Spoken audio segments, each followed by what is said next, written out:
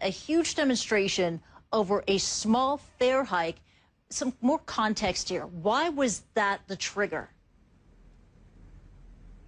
Well, Christy, it's just completely snowballed. It did start as a protest against this hike in bus fares. But what we saw is that people started venting their anger, their frustration against the high cost of living, against the lack of government accountability, and also against all of this money being spent on an event like the World Cup. And especially what we saw in last night's protest is a bunch of people joining in because of the harsh police crackdown in previous protests. So we just had a real laundry list of complaints, protests across the country. We're talking the biggest protests in 20 years.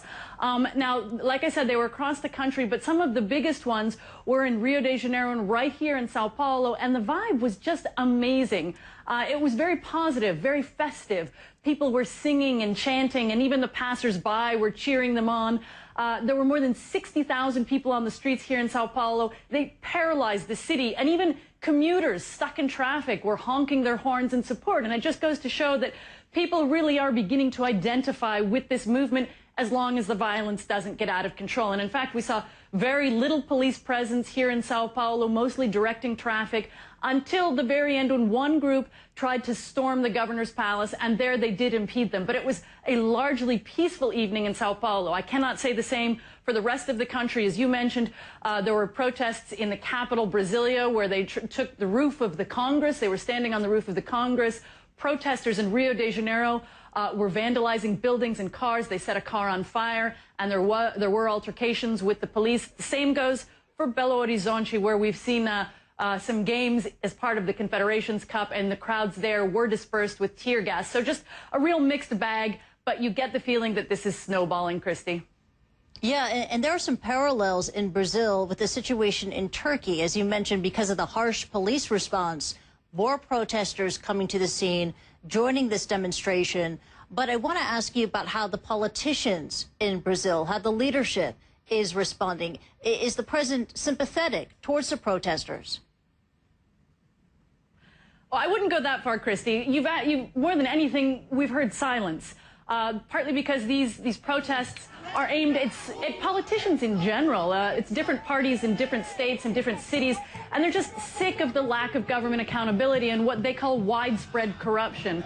We did get a response from the president, Dilma Rousseff, yesterday, but it was a written statement saying it's the right, in a democracy, people have the right to protest. But you see signs in all of these protests lashing out at the president, at the state governments. What they want to hear their voices. They want to see that they're achieving something, either lowering the bus tariffs or the president coming out and in person addressing all of these issues. They feel like they're not getting answers, and we suspect that these protests will continue until they do, Christy. Yeah, and if these protests do continue, will they seriously disrupt plans for the upcoming World Cup? Well, Christy, I know that's what the world is fixated on, but that's not what Brazil is worried about right now. I think what they want to see is a change, again, in the relationship with the government. They feel they pay very high taxes and get very little in return. They feel like they pay high fares for bus and metro for a system that doesn't really work. They spend 2 to 3 hours getting to and from their offices. If they held protests during the World Cup, yes, it would interrupt them. But I think this is really about how the country as a whole functions. And that's what Brazil is focused on, Christy.